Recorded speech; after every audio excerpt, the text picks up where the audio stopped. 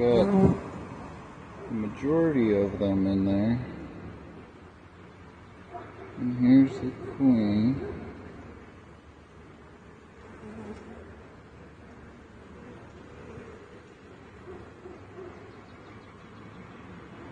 Oops.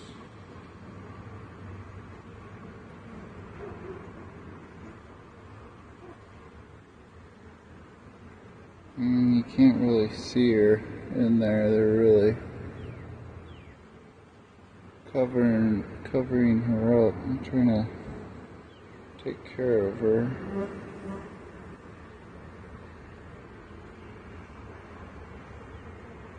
But she's in there. She looks good and healthy.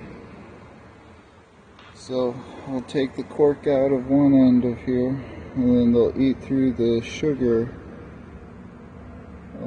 candy right there, and introduce her slowly into the hive.